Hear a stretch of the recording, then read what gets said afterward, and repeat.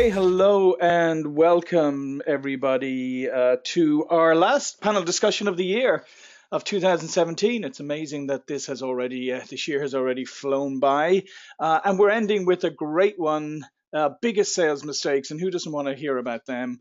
And I know I'm looking forward to it, and we've got some great panelists who I'll introduce in a moment who are going to share some insights into those.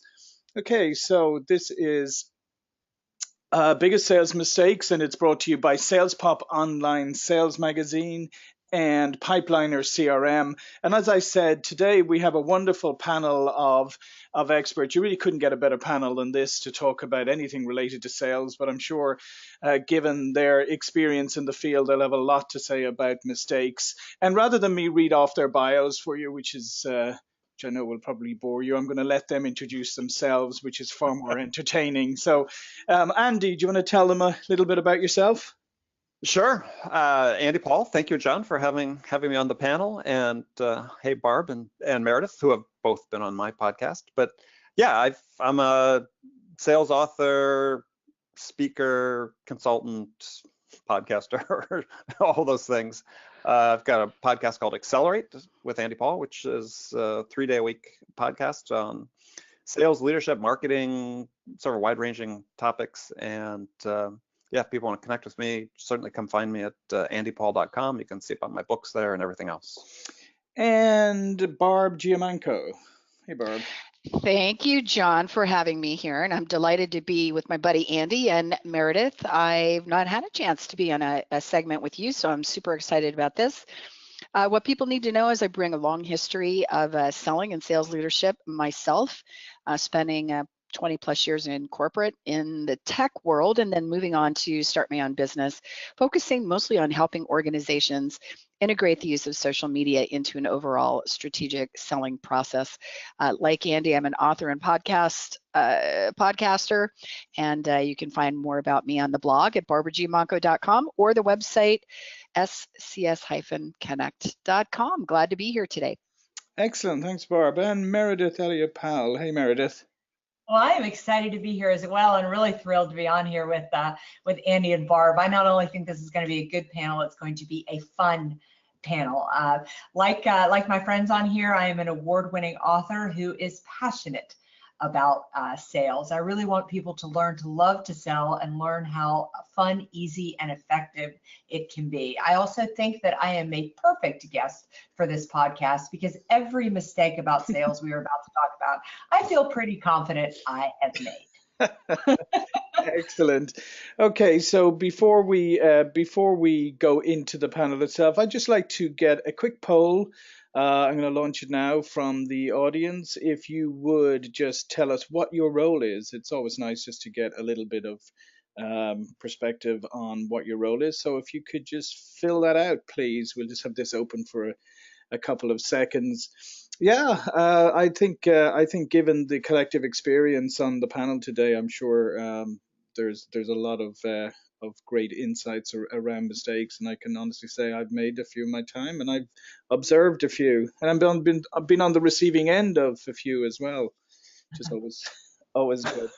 Oh, I think that happens daily. All right, just a couple more seconds. If everybody on here could, just give us your role really quickly. All right. Okay, I'm going to close the poll and just share the results quickly. Yeah, I see we've got a lot of sales. Basically, a majority of you guys are sales leaders and sales managers, which is good. Okay, I think this will be interesting for you guys in particular. Okay. So everybody can see my screen. I'm back to the main presentation now. So let's get going, right? Let's start off with the obvious, right? What are some of the most obvious mistakes salespeople can make? And I found this picture. I just think this is great. Correctional facility. Do not pick up hitchhikers.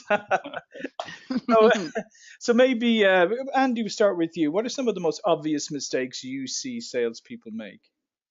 Well, I think it's assuming, right? So, salespeople assume familiarity too soon. They assume they know something about somebody without having done the research. They assume that that when they ask a question, someone gives them an answer, they assume they know what that answer means, because it sort of, they think they've asked that question 20, 30, 40, 50 times before, and so they know what the answer is going to be, instead of treating every situation individually and uniquely. And the other thing back to the earlier thing about assuming familiarity, people have to understand that. I know there's a trend these days where people want to be more familiar earlier in relationships with people, but that's still a right that needs to be earned. And if you forget that, then that's going to come back to bite you. Yeah, that's a great answer. Yeah, I'm. That's one of my pet peeves, that the over familiarity when it hasn't been earned.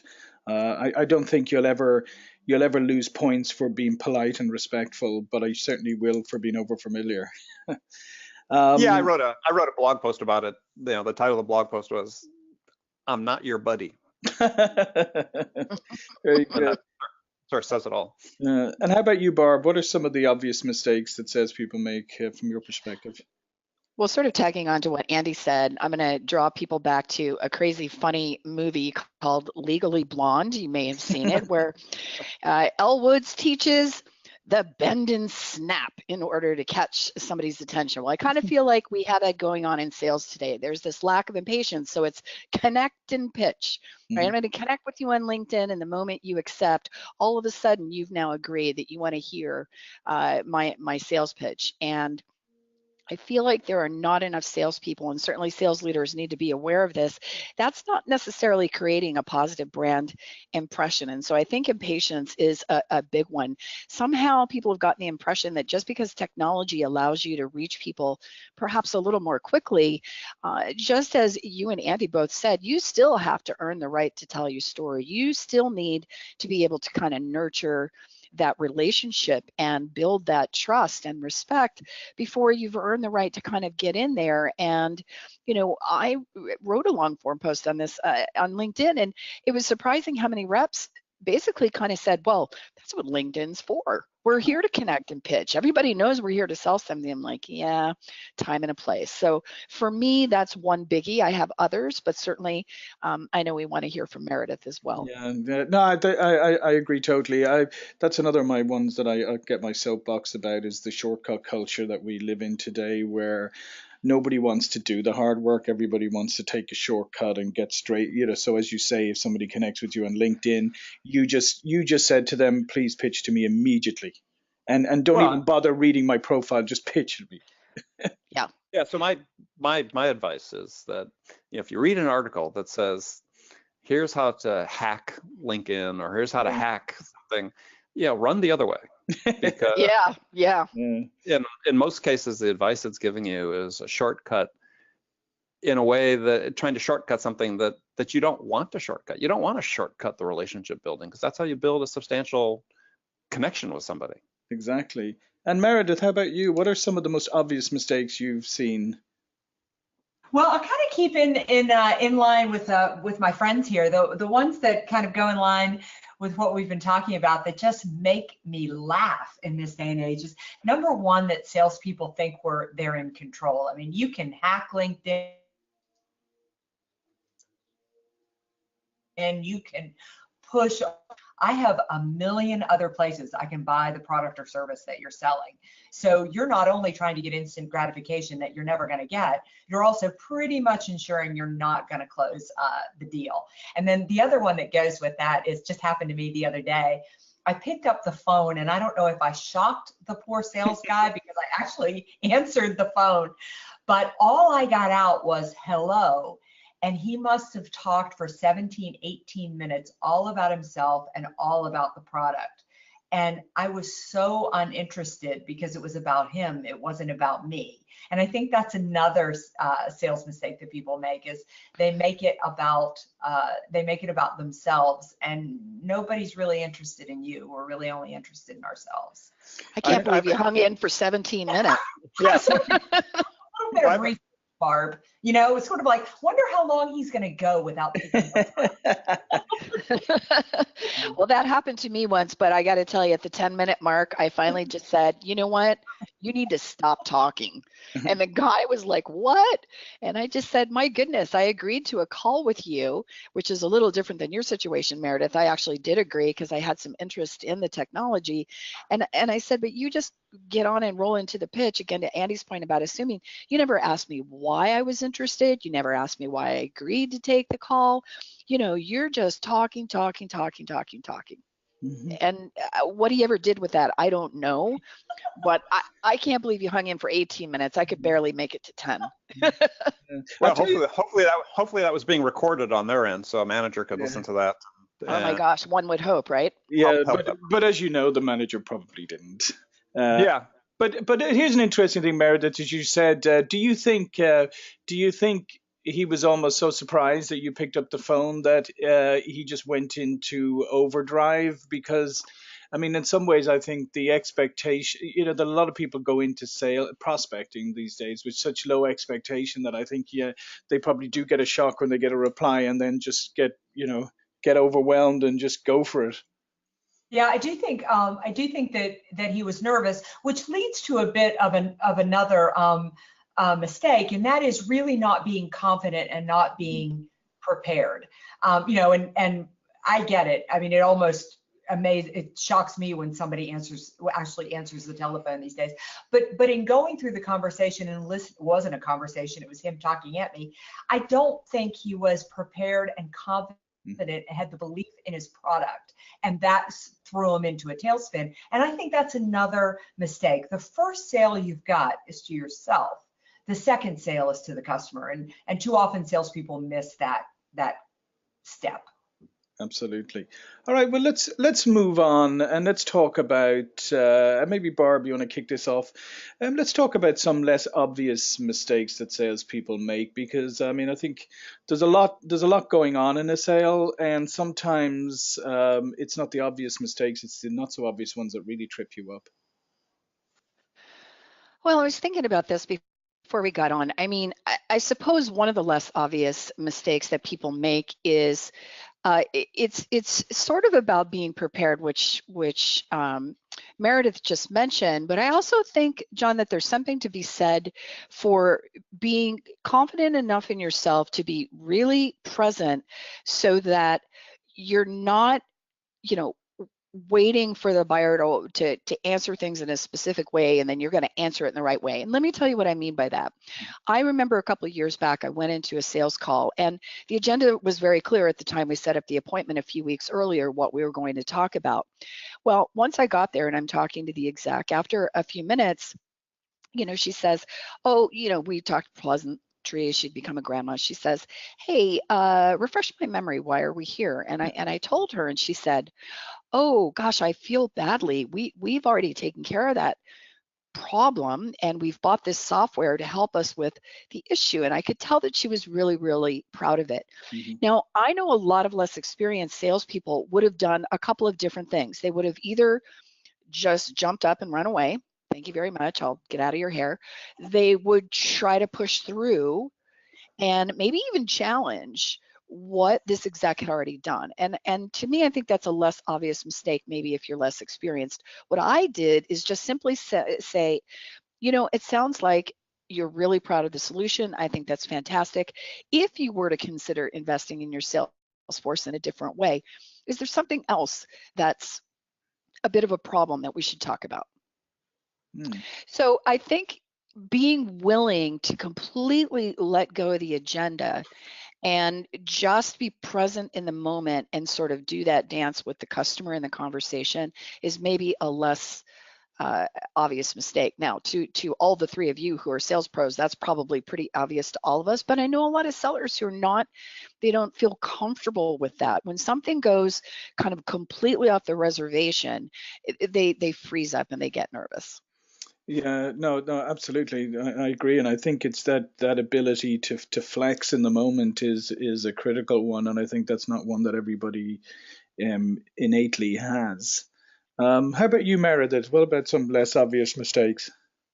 Well, I think, what I want to dovetail off that Barb just mentioned that I think is so important is insulting the decision that your prospect made. Absolutely. I see so often that, they've made a decision to either entertain one of your competitors, or they just bought something, a piece of software or something, and you sell something that's competitive to that.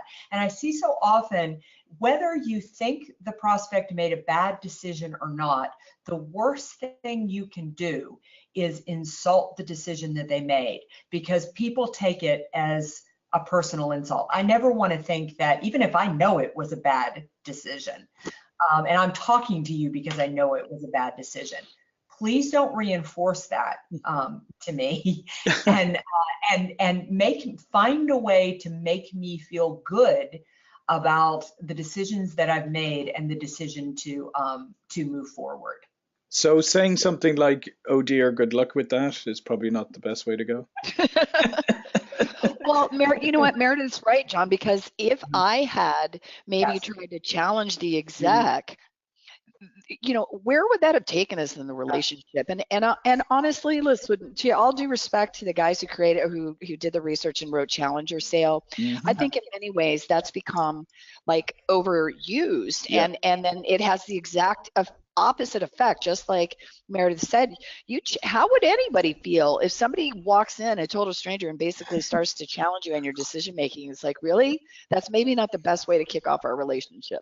Yeah, I mean, that's what made me think of it when you were telling your story. I thought, ooh, because you did the exact right thing in that moment, because had you challenged, which is so often what a salesperson would do, you have no opportunity to keep the relationship and the conversation going forward. And salespeople, back to our instant gratification, they always think everything's happening in the moment. And it is, we're in this mini evolving relationship that has a couple of sales in it, but it's constant conversations to move and expand and to deepen. And you've got to choose your steps very carefully.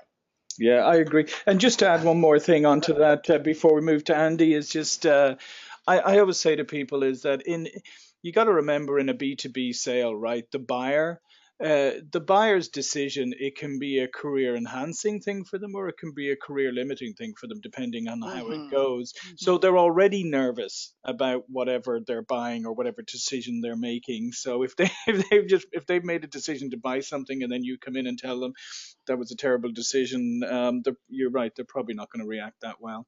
Andy, what about some less obvious mistakes? Well, first of all, I'll say I think it's a searing indictment of our sales training system if sellers think that the time to challenge the customers after they've made the decision, right. as opposed to during discovery, when it's supposed to happen. But we'll leave that aside for now. I think for me, some of the less obvious mistakes that salespeople make is in their use of words. And salespeople, and this is not a generational thing, so I don't want people to think it is, but I was with a colleague that I do some work with, a gentleman named Jocko Vanderkoy, who's a fabulous sales trainer, and we were at one of his client offices in Silicon Valley a couple weeks ago, and I was observing him do some role playing and so on. And so as a team of SDRs and some AEs and customer service or customer success managers, and just listening to the role play, what they were going to say to a customer is everything was conditional, right? Everything was couched. Everything is, I might, if we do this, might you do this? And let's talk a little bit about this. And instead of saying, I believe this is what we should do, being, very definite and direct with their language, everybody's very indirect and passive.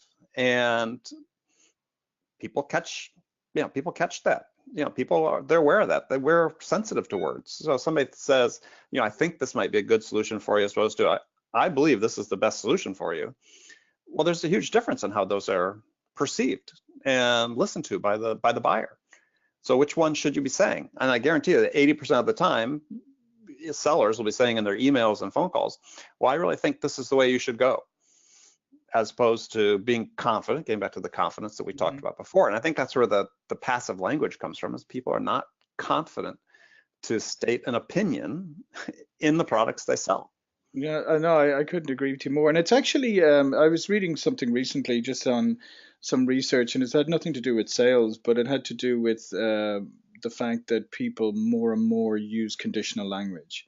That people are less definitive than they used to be for some reason, and they're more, they tend to be more conditional. And I'm sure that's, that's bleeding over. I'm sure a lot of it has to do with confidence, but it's an interesting thing because as a less obvious mistake, it's probably something that a lot of people don't notice that they're doing. They don't notice that they're being conditional in everything that they say.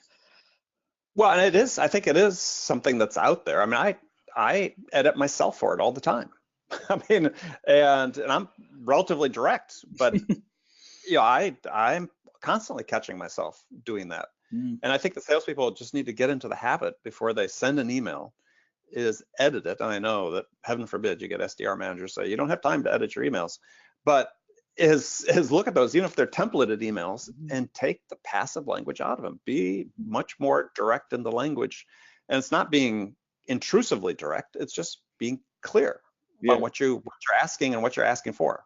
Yeah, and you should be confident in your product. This kind of dovetails neatly, I think.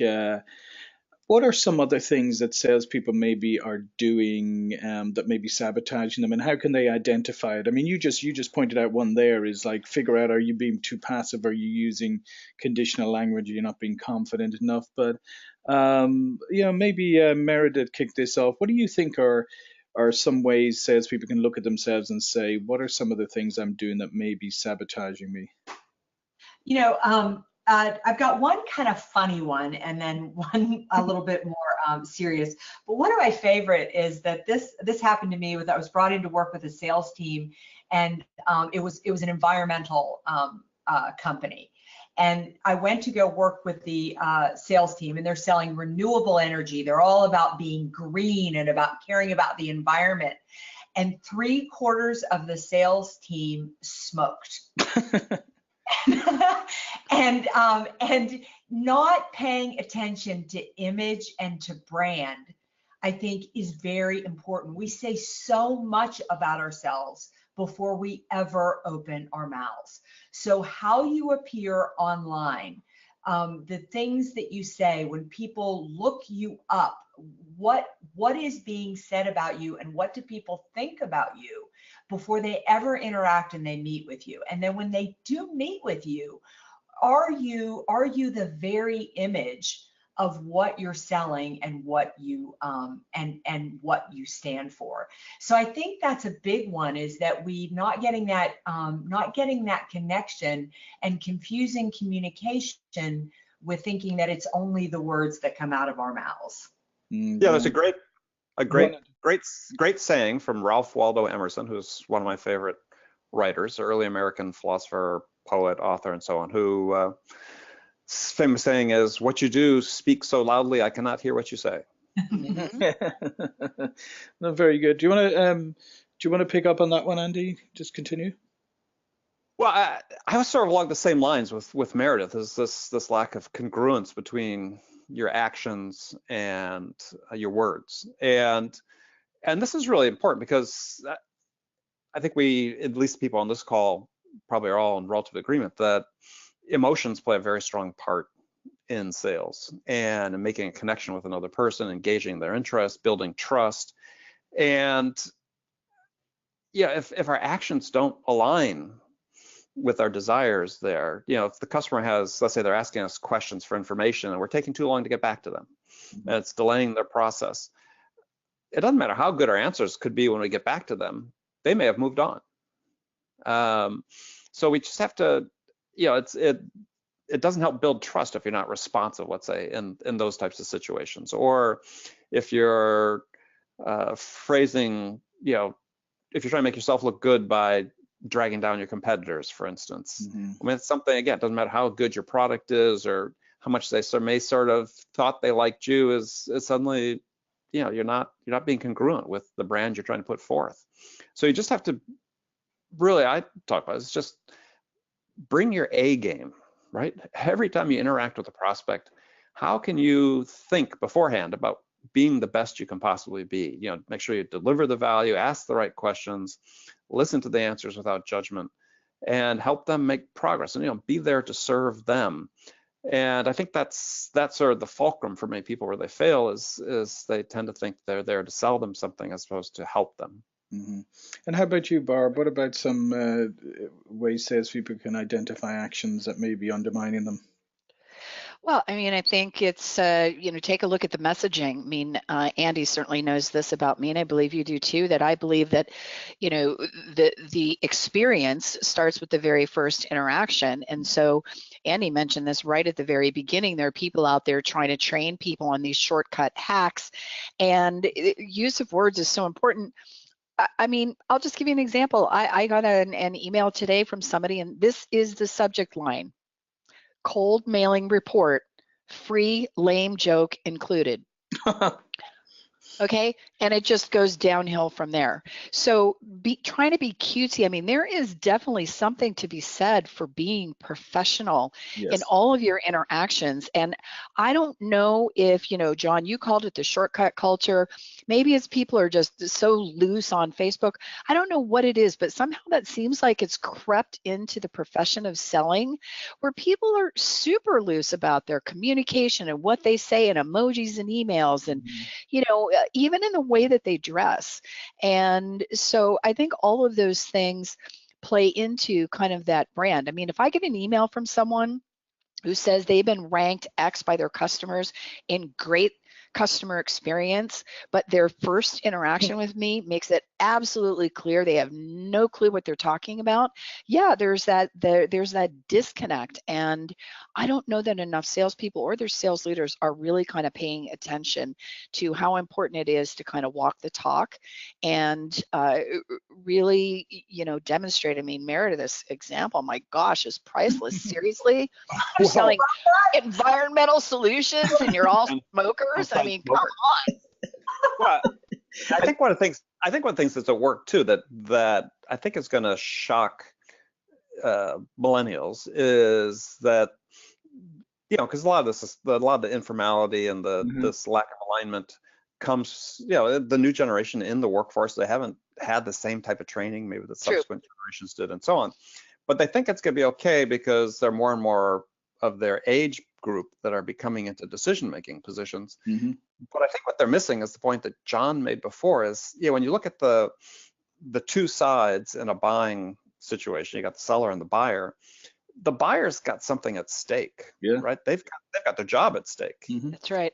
And I think this is what millennials don't really keep in mind. Because I've heard this from them saying, well, it's different because we're selling to millennials more. And it's like, nah, when people got their jobs on the line, they're going to want you to be professional because their livelihood's at stake. So they need to be detail oriented. They need to be everything that any buyer of any generation needs to be. That's not going to change. And I think that people are really misleading themselves, thinking that somehow, this generation, as they become into managers, they're all going to have a different mindset about some things they do, but about buying and having their job on the line, making great decisions, that's not going to change at all. Exactly. And they've got other people that they report to, including their shareholders at some point. Yeah, exactly. And I think it's a really important point that that everybody has touched on here, because I firmly believe what you were saying, Barb. I think it matters how you appear, whether it's in email or whether it's in person, right? Have you put in the effort? You will never get docked any points in the eyes of a buyer by having a grammatically correct, well-constructed email, right? That's right. But you will the opposite. You will never get docked in the eyes of a buyer if you show up in a suit and tie, even if everybody is in shorts and t-shirts, right? They'll still go, well, bit overdressed, but showing some respect. But however, you show up in shorts and t-shirt when everybody's in suits. It'll work the opposite way. But I just think that if you paying attention to appearance, whether it's a virtual appearance or in-person appearance, I just don't think you'll ever lose from doing it right. Okay. You can never be overdressed. Yes, I don't think so. I don't think so either. And to be honest, it's far better to be overdressed than underdressed. Well, and also to kind of build on this, and maybe this is less obvious for people, sometimes these sales conversations could happen over a breakfast, a lunch, or a dinner. And I have seen sales opportunities blown because the individual lacked basic table Table manners and Yeah. etiquette. Yep. And there are a lot of folks, I think, they think that stuff doesn't matter, but it really does.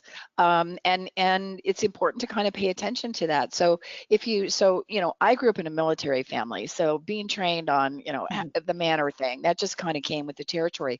If you didn't get that, go take a class, Yeah. because you're, especially if you're a salesperson who's maybe for right now, and to Andy's point, not everybody's a millennial in decision-making positions today. You're dealing with people who may be older and more experienced. So step up, right? Mm-hmm. Go get an etiquette class if you're not exactly sure how to handle yourself at the dinner table. Well, because that can make a big difference, seriously. Well, I think the perspective that young people need to keep in mind is the younger generation in the workforce is that it's not a joke to say that we all become our parents as we get older. And so I used to like you, Andy, but now I'm not so sure. but the behavior you just can't see his Christmas sweater because we're not. Yeah, that's right. That's my black California t-shirt. But people's their acceptance of certain types of behaviors change as they get older and as they mature, as they get kids. I mean, so it's like to think that, hey, this is the way everybody in this age cohort act and is always going to act it's a wrong assumption, because everybody gets older and things change when they do.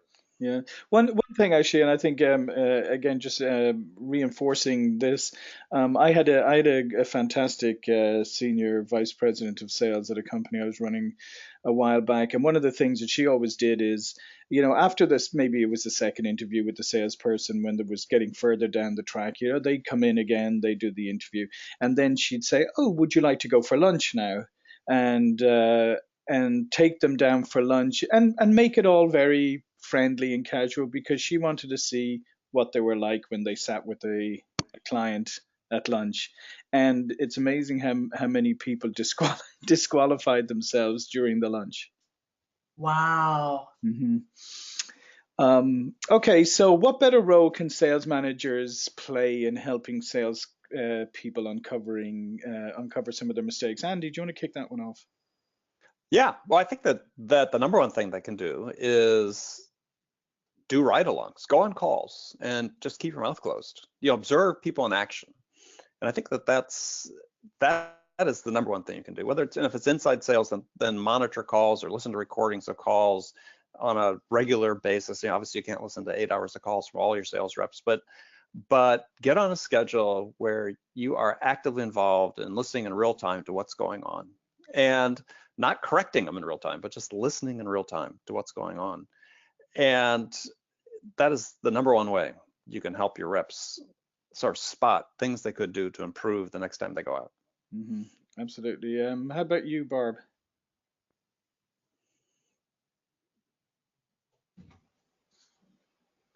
Oh, I think, did we lose Barb for a moment? Meredith, why did you pick it up? Sorry about that. Oh, I'm here. Okay, sorry, Barb. Go Sorry on. about that. Yeah, so I think role plays, right? I think that's a bit of a dying art. When I was starting in inside sales with Ingram Micro, which was Micro D at the time, that was a big deal for us to do role plays. And sure, it was a little bit awkward to be in a room with people and ring and you run through the call. But I really came to appreciate that I'd rather make mistakes there and learn from that versus making the mistake on the call. And I don't know about Meredith and Andy or even you, John, but I don't see as many organizations kind of embracing the art of role plays, which is a little bit odd, because if you think about professional sports, what do they do every day, all day? Practice. So, why aren't reps getting more chance to really practice before they're like out there in the moment, potentially learning and failing at the same time in front of a customer or a buyer? Yeah, I agree 100%. I think that's a great suggestion. I agree. I don't think as many companies do it. I just was reading an article yesterday written actually by a friend of mine who was saying that they got rid of sales meetings. And I think all that stuff is serious and misguided, because it has to do with how you use the time in the sales meeting. And if you use a 30-minute sales meeting and devote 20 minutes of it to role play, I think you do that every week, or sometimes some cases do a 15-minute one every day with a huddle with your team, and just do a quick role play. There's lots of different ways you can find online or talk to other consultants about how to structure them that just get a lot done in a short period of time. And as Barb said, that repetition is priceless. Yeah, I couldn't agree more. How about you, Meredith? Yeah, great conversation about role play. I just wrote a blog on the importance of role play, and I started it off by saying, I know that you're all rolling your eyes right now because that's how everybody feels about it. But role play is not only for finding the mistakes that you do, but it's also for consistent improvement. So the thing that I would add that sales managers really need to do is put on their big boy pants and give some good constructive feedback. There is no such thing as the perfect sales call. So one of the reasons to ride along, one of the reasons to role play is not to find out what you did wrong, it's to find out what you could do better. Mm-hmm. And I think that's something that we get so worried about being able to, well, I might hurt somebody's feelings. Well, the goal in sale is to take care of customer and to close the deal. And if I could be doing it better, you need to find a way to tell me that I could. And so it's about adopting the idea that I'm going on a sales call with you, or we're going to role play so that I can find something to improve. So setting that expectation right up front and looking for ways to improve it and inviting everybody to give that feedback. Yeah, absolutely. Go on. Yeah, good points. I was also going to say that it reminds me, John, that also back to Andy's point about words, sales managers also, I think it's important when they're thinking about that feedback to watch their words. So that it doesn't come across as like, well, you should have done this better, when it could have been, Meredith, I really liked when you did X, Y, Z, and next time you might consider, right? So, but I think sometimes salespeople feel like all they're hearing is, you didn't do this right, you didn't do that right, you didn't, you know what I mean? And so it is to help them get better. And I also think that it's okay to let them know what they are doing well, but be specific, because if they're doing something well, you want them to continue to build on that, in my opinion. Yeah, no, absolutely. And I think that's a whole other discussion we can have about, sales managers as coaches, because that's a whole other skill set. Absolutely. Okay. John says laughing when he says that. I love that you laughed when you said that. I think we're all laughing. Yeah. Well, we spent a long time trying to turn, in a previous life, trying to turn sales managers into coaches, not always successfully. So given this is our last panel discussion of 2017, what are some of the things that you think salespeople should do more of in 2018? Hey, Meredith, why don't you kick this one off? Number one thing I think that salespeople should do more of in 2018 is call on their existing customers. I think they need to work on expanding and deepening and adding value to the relationships that they have before they go out and find new prospects and new customers. Mm-hmm. So do you think, tying in with the mistake part of this, do you think that's something that sometimes salespeople overlook is working with current customers?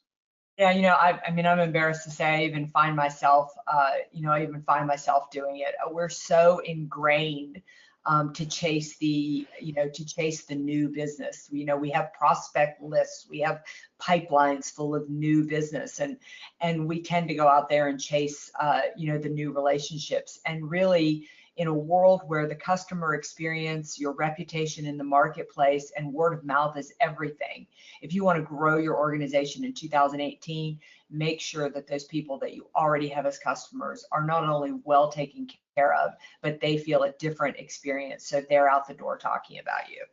Absolutely. Andy, how about you? What do you think salespeople should do more of? They need to learn more. Yeah, they need to have a commitment to personal development. And it's something that gets a lot of lip service, but very little action. And so this is the year to start forming the habit of devoting some amount of time every day to reading, listening to a podcast. I gave an extreme example on something I wrote over the weekend where, I said over the last 2 years, I've read 150 books on sales, marketing, and leadership, and so on, mostly driven by interviewing lots of guests on my show. Mm-hmm. But if that's one extreme, unfortunately, I said, I'd like to assume the other extreme was 0, but unfortunately 0, I think, is the average of how many books most salespeople read a year. And it's not an extreme. So 1 book a month. And if you read one, I guarantee, if you're listening, if you're a sales leader, sales professional, read 1 book on sales a month next year. Make that your commitment. And you'll be so much farther ahead of the game after each book you've read that you'll be amazed that you didn't start doing it before.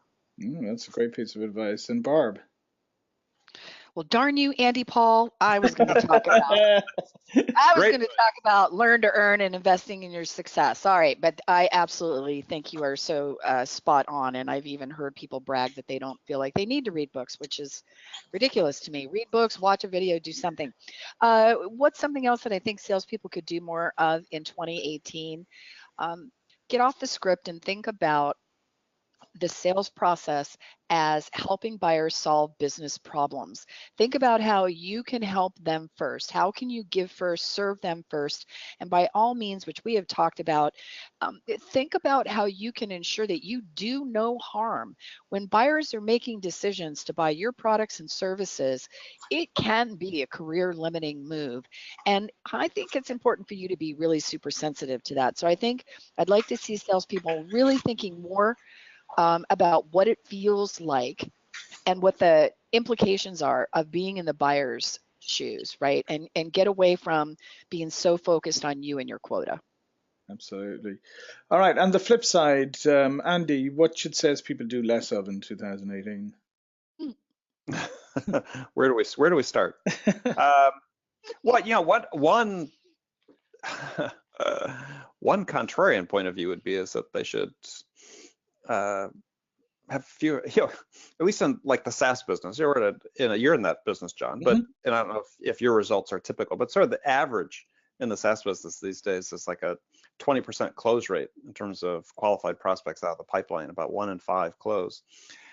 It's almost like, gosh, shouldn't we be spending less time on crappy prospects and more time closing good prospects? And so it's almost more about, that gets back to more of what they should be doing more of, which is better qualification, but they should be doing less crappy qualification and dealing with people that are really going to buy your product. There's no elegant way probably of saying that, or maybe a more elegant way of saying it than I said it, but that's one of my big concerns is just people want to say, oh, there's a study that came out. I just saw another one this last week, or this week, I think it was yesterday, that salespeople we found the cure for salespeople spending 20% of their time on administrative duties, blah, blah, blah, blah, blah. It's like, they're always going to spend 20% of their time on administrative duties. Doesn't matter what technology you put into the market. Salespeople are always going to find a way to spend 20% of their time on that.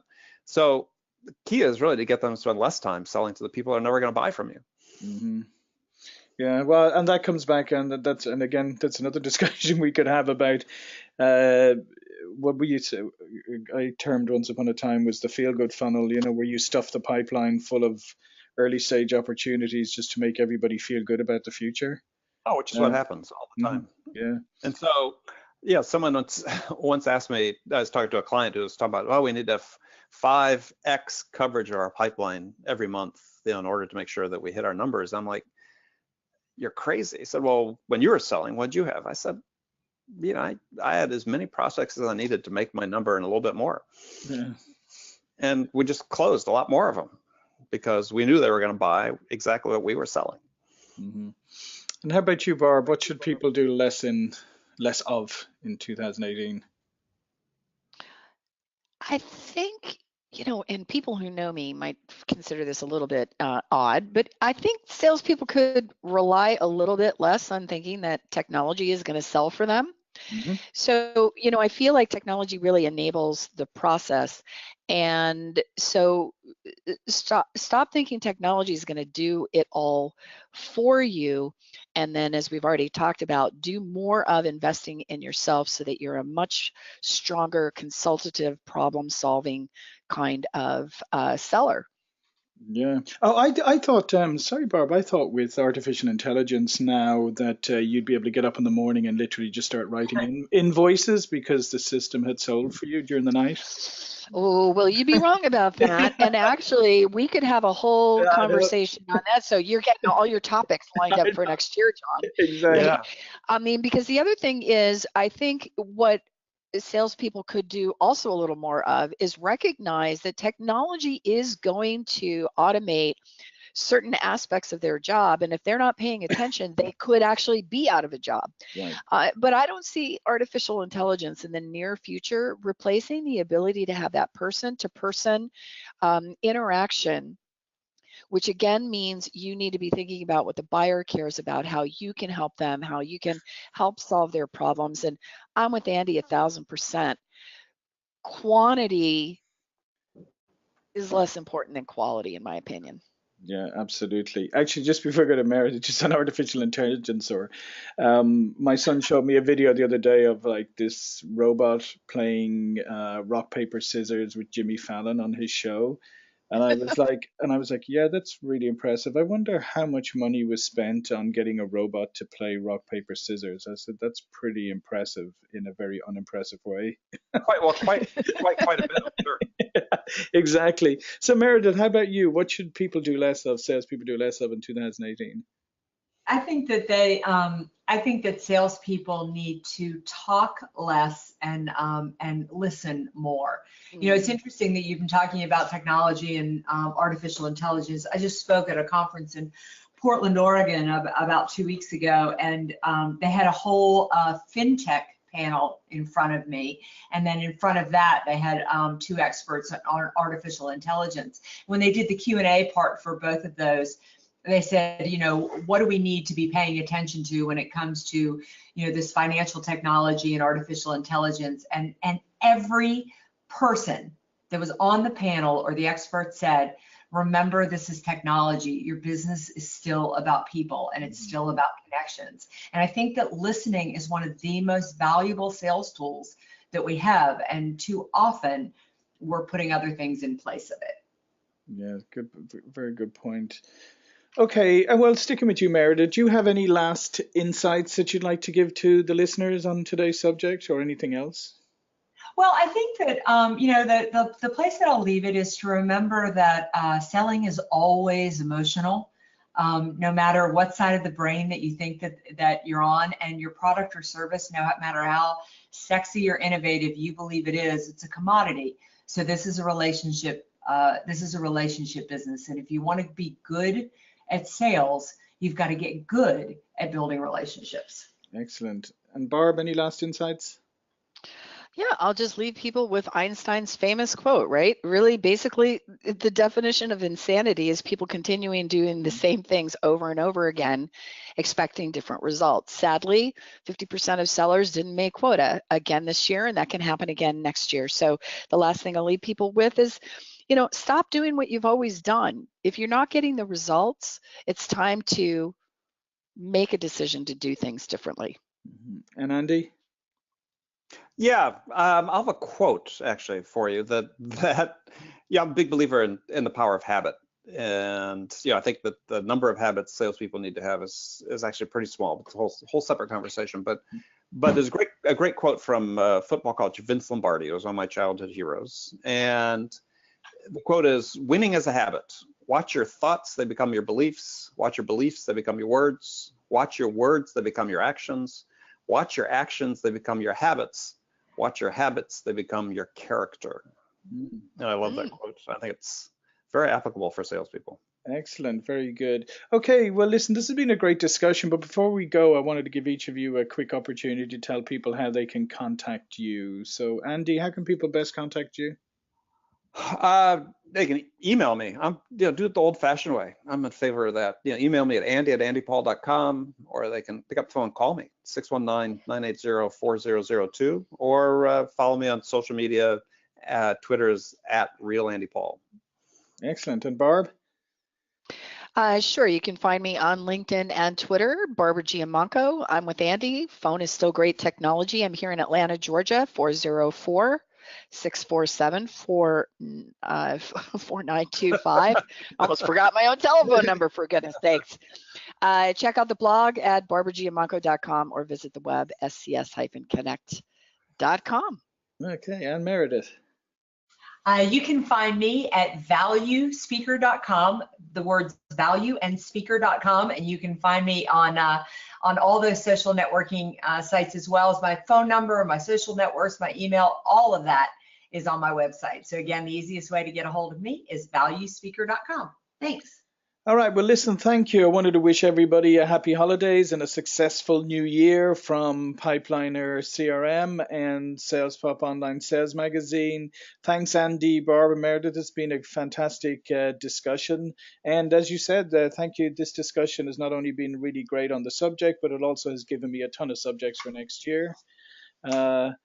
So it's been great. I really want to thank you all, and thanks to the people who attended today and the people who will listen to this later. Again, this is John Golden with Pipeliner CRM and SalesPOP Online Sales Magazine. We'll see you all again soon. Thank you. Thank you.